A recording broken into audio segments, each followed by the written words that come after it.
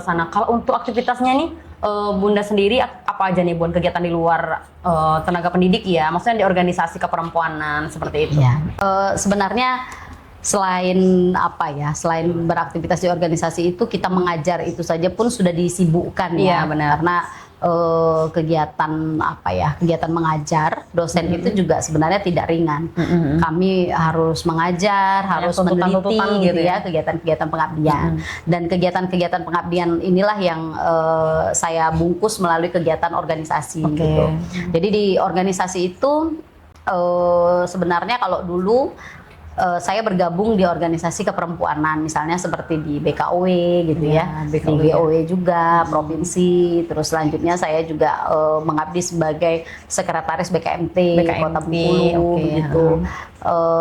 Sebelumnya saya juga menjadi sekretaris di Fatayat NU dan setelah itu mendapatkan amanah menjadi ketua.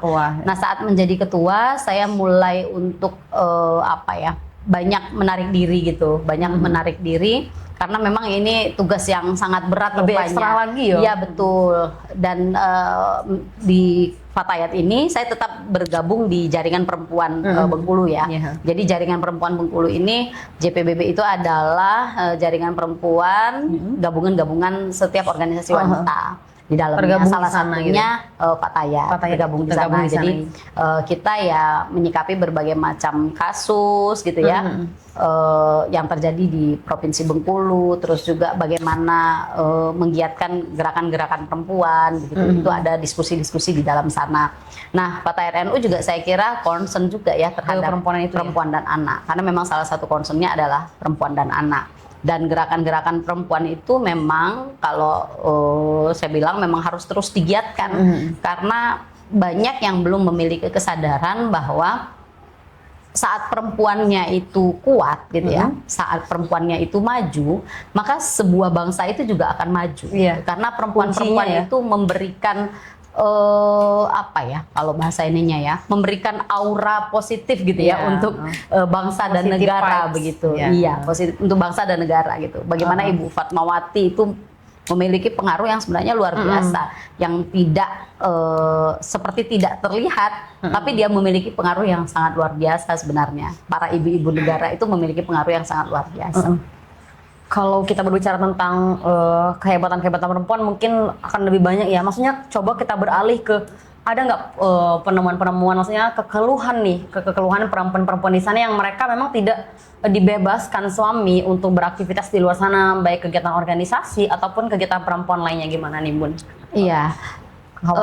Saya kira inilah permasalahan kita ya, permasalahan kita berkaitan dengan kesetaraan gender. Benar. Sebenarnya kesetaraan gender itu banyak yang masih memiliki kesalahpahaman tentang istilah ini, bahwa kesetaraan gender itu para perempuan ini tidak ingin melampaui laki-laki, tidak ingin menjadi lebih hebat dari laki-laki. Sebenarnya bukan itu yang kita inginkan. Tapi yang kita inginkan adalah perempuan ini memiliki kesetaraan, memiliki hak yang sama. Ingat zaman dulu, bahwa jangankan zaman dulu ya Mbak Lika, saat ini aja mungkin di dusun-dusun itu bapaknya kalau ditanya, misalnya ada 3 anak, anak tengahnya laki-laki nih, nanti kalau seandainya ditanya sama orang gitu, yang mana ini Pak yang mau disekolahkan anaknya, biarlah adeknya bayi dulu, biasanya begitu ya, karena dia laki-laki, dia akan memimpin begitu ya. Nah, ini masih terjadi ya, sering ya. Inilah yang dituntut misalnya pada RA Kartini begitu ya, perjuangan perempuan, bahwa perempuan itu harus memiliki hak yang sama. Dia juga harus sekolah, dia juga, karena dia akan mendidik loh, paling tidak dari hasil sekolahnya dia akan mendidik anak-anaknya di rumah. Dia akan mendidik anak-anak yang berada di lingkungan mereka, begitu ya.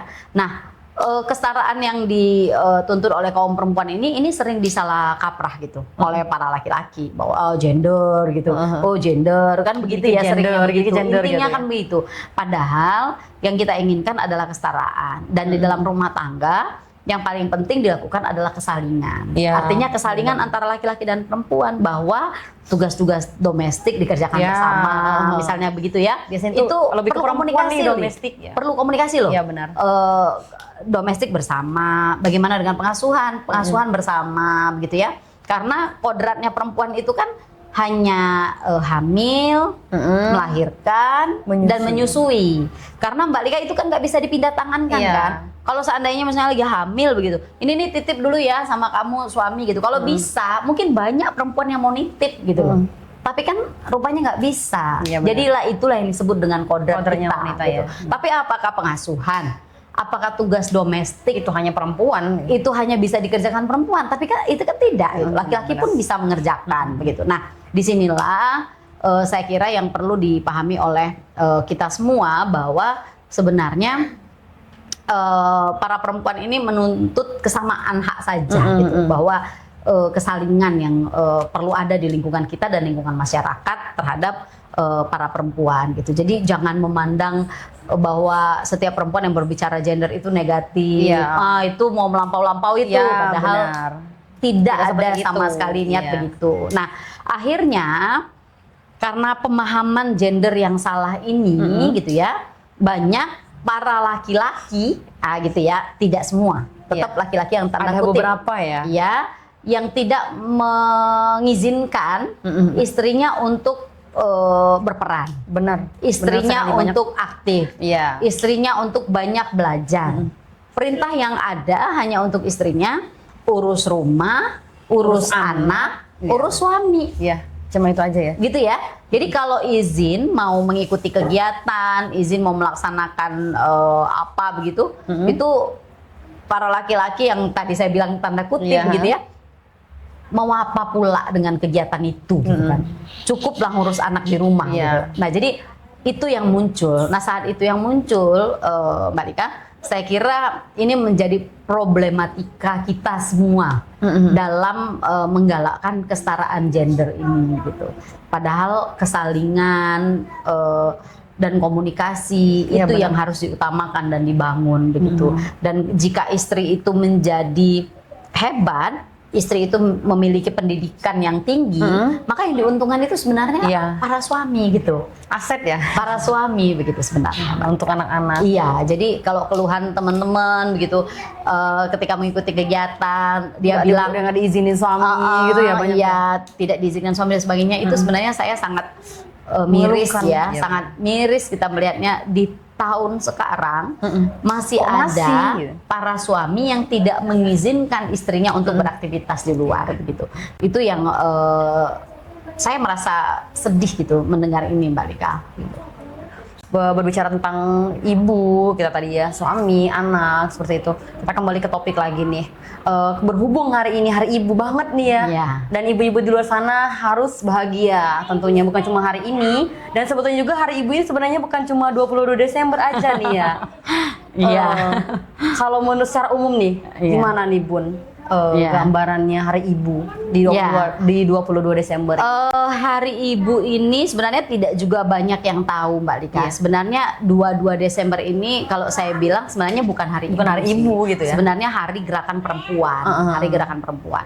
Kenapa hari gerakan perempuan? Jadi 2 bulan setelah kegiatan Sumpah Pemuda di tahun 1928 itu di Oktober, di 22 Desember itu dilaksanakan kegiatan kongres pertama para perempuan Indonesia. Kongres ini adalah mengumpulkan seluruh organisasi-organisasi perempuan, lintas agama, lintas ekonomi, lintas politik, begitu ya, yang ingin memperjuangkan, lagi-lagi kan memperjuangkan hak kesetaraan tadi, bidang pendidikan, sosial, ekonomi, politik, banyak gitu ya. banget di luar sana. Iya, jadi kongres itu dilaksanakan tanggal 22 sampai dengan tanggal 25 Desember 1928. Itulah menjadi tonggak gerakan pertama perempuan Indonesia. Nah, pada tahun itu pertama kali disahkan menjadi Hari Ibu 22 Desember itu pada masa Presiden Soekarno. Presiden Soekarno menyebutkan bahwa 22 Desember itu adalah sebagai Hari Ibu, dan dulu sempat juga di setiap 22 Desember ini kita libur loh, menjadi hari libur nasional loh. Jadi libur gitu ya. Sempat dulu. Sempat dulu gitu ya. Tetapi pada pemerintahan selanjutnya mungkin bingung juga ya kalau kebanyakan libur nasional gitu. Tidak lagi dijadikan hari libur nasional, tetapi peringatan-peringatan Hari Ibu secara kenegaraan itu masih tetap terus dilakukan. Nah, karena apa ya, Presiden Soekarno itu juga pada saat itu memang apa ya, kekeh getol juga dalam Mendirikan apa bahasanya itu, mengukuhkan 22 iya. Desember itu sebagai Hari Hari Ibu. Ibu. Nah, yang perlu kita ingat juga bahwa sebenarnya Hari Ibu di Indonesia ini bukan hanya peringatan sebagai apa ya, hari reproduksi perempuan, hari perempuan sebagai ibu, Iya, banyak. anak-anaknya, hari perempuan sebagai istri, begitu. Bukan hanya itu gitu kalau di Indonesia ini, tapi lebih kepada bagaimana gerakan-gerakan para perempuan Indonesia itu memperjuangkan kesetaraan mereka iya. di bidang luar domestiknya. Gitu. Jadi ada bidang pendidikan, Ya, benar. ekonomi, Sosial, politik, sosial. Jadi perempuan itu juga menuntut mereka bisa bergerak di berbagai macam bidang-bidang ini. Dan pada saat ini kita lihat mungkin sudah banyak perempuan yang bergerak di bidang ini, Di Mbak berbagai Lika, bidang. di berbagai bidang. Tetapi kalau dihitung persentasenya itu Ya, belum masih sedikit. sampai ya, Iya, belum sampai sedikit. 30% begitu, bahwa kuota-kuota perempuan di setiap lininya itu tercapai begitu. Nah, Hari Ibu di Indonesia ini juga itu memiliki perbedaan loh Mbak Lika Di dengan negara-negara lain? Mother's Day Oh, misalnya gitu, ya. Mother's Day ya. Kalau Mother's Day misalnya di Australia, gitu ya, di Tunisia, itu mereka memperingati Mother's Day itu di minggu kedua di bulan Mei, Mbak Oh, Lika. di bulan Mei. Iya, mereka Berbeda dari malah kita ya? Mother's Day itu di bulan Mei, malah di setiap minggu kedua begitu. Nah, Mother's Day ini sebenarnya juga sejarahnya seorang anak yang memperingati hari kelahiran ibunya, begitu gitu. ya, hari kelahiran ibunya, dan ibunya ini memang seorang aktivis perempuan begitu, dan benar-benar tujuannya itu karena apa ya, peran ibu Iya. di dalam rumah tangga gitu kalau Mother's Day ini. Jadi ada sedikit perbedaan, dan Hari Ibu 22 Desember ini Iya. hanya di Indonesia yang memang Diperingati ya, iya 22 menjadi Desember. gerakan nasional seluruh perempuan. Saya kira itu bedanya gitu. Seperti itu ya. Boleh nih, biar nggak terlalu tegang ya, kita Iya. kasih motivasi nih, tentunya ke ibu-ibu muda nih, atau yang sosok perempuan-perempuan yang baru saja menjadi ibu. Boleh nih kasih tipsnya, atau Iya ya. semangat untuk mereka menjalani gitu, karena itu awal Iya. ya. Jadi untuk perempuan-perempuan di sana gitu ya, seluruh Indonesia, bahwa sebenarnya menjadi seorang ibu itu adalah sebuah seni. Ya, sebuah seni. Iya, sebuah seni. Jadi dia tidak bisa diukur dengan sesuatu yang tetap gitu ya. Dia harus menggunakan liuk-liuk dan Iya. lika-likunya begitu ya. Masing-masing. Karena yang mengajarkan seni begitu di dalam keluarga kepada anak-anak dan juga kepada suami itu adalah seorang ibu. Saya kira itu. Jadi selamat berjuang untuk menjadi seniman gitu di dalam rumah tangganya Cara masing-masing, menciptakan di seninya dalam masing-masing. seperti itu ya. ranah gerakan para perempuan di luar sana. Aku sempat membaca beberapa berita nih, Bun. Banyak sekali perempuan-perempuan muda yang itu mana mereka belum mengetahui betul posisinya, yang harusnya mereka sudah menganggap mertuanya itu udah menjadi bagian dari kita loh, itu ibu aku, bukan lagi ibu kamu. Kemudian juga ada ipar-iparnya, seperti itu ya. Kebanyakan juga mereka gimana nih Bun untuk kasih masukan-masukan nih ke mereka kalau sudah begitu menjadi ibu, keluarga-keluarga yang lain itu udah menjadi ibu kita juga gitu Bun. Boleh nih Bun. Ya artinya saat kita sudah menikah begitu ya, kita itu memiliki dua orang ibu. Iya, itu. Dua orang ibu. Ibu kita yang melahirkan kita secara biologis Iya. dan juga mendidik kita secara psikologis gitu.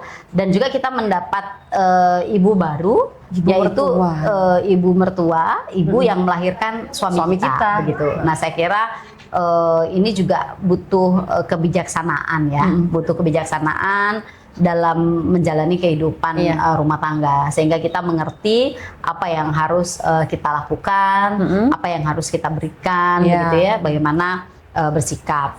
Dan memang kalau kita tidak pandai dan tidak bijaksana begitu, maka sering kita dengar begitu terjadi konflik Banyak, gitu ya, banyak banget. antara perempuan, antara istri dengan ibu mertua begitu. Ya, saya kira ini karena kurang kebijaksanaan saja dalam menyikapi hal ini, dan kadang dengan berbagai macam. Jadi untuk melanjutkan nih Bun ya, aku sempat membaca beberapa artikel tadi ya Bun, di mana ini lebih ke ibu-ibu muda ya. Ibu-ibu muda ini banyak yang belum mengerti sebenarnya posisinya sekarang. Karena mereka masih terbawa emosinya yang dia sendiri dulu. Dan ibu aku, ya cuma ibu aku yang melahirkan. Sebetulnya apabila kita sudah menjadi kita gitu ya, artinya baik mertua ataupun ipar itu sudah menjadi bagian dari kita. Gimana nih Bun untuk ibu-ibu muda yang sedang menonton? Oke, baik Mbak Lika. Saya kira ini bukan hanya konflik pada saat ini ya. Jadi konflik yang terjadi antara menantu gitu ya, istri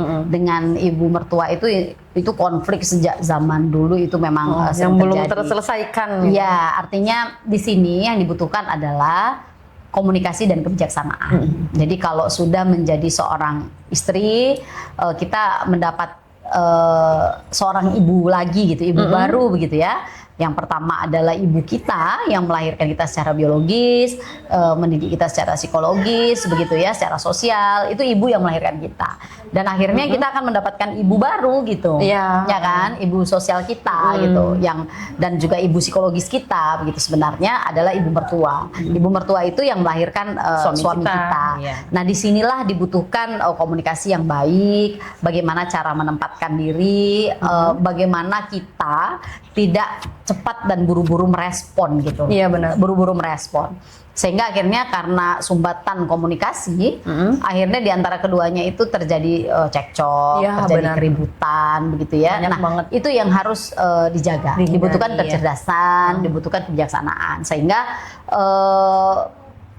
tidak merespon hal-hal yang tidak perlu direspon. Iya benar. Nah begitu. Jadi untuk menjaga hubungan baik antara kita dengan ibu mertua gitu ya, dan suami juga menjaga komunikasi dengan ibu kita. Benar. Jadi ya itu tadi komunikasi dan harus bijaksana.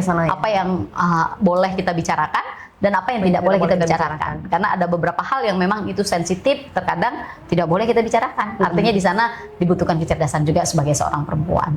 Oke. Untuk menutup podcast kita pada siang hari ini, boleh dong Bun kasih quotes terkait Hari Ibu nih, memperingati 22 Desember 2024. Silakan. Iya. Hari ini tanggal 22 Desember tahun 2024 saya kira merupakan momen setiap tahun yang diperingati oleh perempuan, dan tidak hanya oleh perempuan tetapi oleh negara kita, oleh seluruh para kaum bapak-bapak, pemuda, anak-anak begitu ya, memperingati Hari Ibu ini. Dan perlu diingat teman-teman perempuan di luar sana bahwa peringatan Hari Ibu di 22 Desember ini juga menjadikan bahan muhasabah, bahan evaluasi kita sebagai kaum perempuan, bahwa sebagai seorang perempuan apa sih yang sudah kita lakukan untuk diri kita. Tentunya diri kita tidak boleh dilupakan gitu ya, karena perempuan itu harus sehat juga secara mental agar dia bisa berdaya dan juga memberdayakan orang lain gitu. Artinya evaluasi terhadap diri penting. Yang kedua, kita harus melakukan evaluasi terhadap keluarga, terhadap rumah tangga kita. Apa yang sudah kita lakukan selama ini untuk suami kita, apakah kita sudah membahagiakan, apakah kita sudah saling bahagia membahagiakan begitu ya, apakah dalam rumah tangga kita sudah memiliki komunikasi yang sehat, apakah di rumah tangga ini sudah terjadi kesalingan. Itu juga harus perlu dievaluasi, dan mengevaluasi ini tidak hanya diri kita sendiri tetapi juga bersama suami tentunya, dengan ya berbicara sebelum tidur begitu ya, untuk mengevaluasi ini, pillow talk begitu. Terus yang ketiga, kita juga harus mengevaluasi diri tentang gerakan sosial apa yang sudah kita lakukan untuk para perempuan yang sedang berjuang di luar sana. Karena banyak perempuan-perempuan yang di luar sana itu berjuang untuk berdaya begitu ya, berjuang juga untuk menghidupi dirinya sendiri, berjuang juga dari penindasan terhadap diri merdeka, berjuang juga terhadap bagaimana dia bisa menguatkan anak-anaknya dan diri dia sendiri. Nah, kita mengevaluasi apa yang sudah kita berikan, kontribusi apa yang sudah kita sampaikan kepada teman-teman perempuan di luar sana. Nah, saya kira berbagai macam persoalan yang dihadapi oleh para perempuan di luar sana, perempuan yang tentunya juga mereka memiliki anak begitu ya di luar sana, ini merupakan perjuangan juga bagi kita, dan jangan biarkan teman-teman perempuan di luar sana itu berjuang sendiri. Di Hari Perempuan 22 Desember 2024 ini, mari bersama teman-teman semua kita menjadi perempuan yang berdaya begitu ya, membuka diri, menyehatkan diri secara fisik dan psikis kita, sehingga kita menjadi perempuan-perempuan hebat. Oke, baik, terima kasih ya Bun. Untuk menutup juga quotes dari saya nih sebelum menutup ya. Semua tentang ibu adalah versi terbaik dari bentuk cinta yang pernah ada. Selamat Hari Ibu 22 Desember Terima kasih. 2024. Terima kasih Bunda Fatrika. Iya. Sama-sama kita bilang ya, jangan lupa. Oh iya ya. 1, 2, 3. Oke. Jangan lupa like, komen, komen, dan subscribe See you. teman-teman. See you.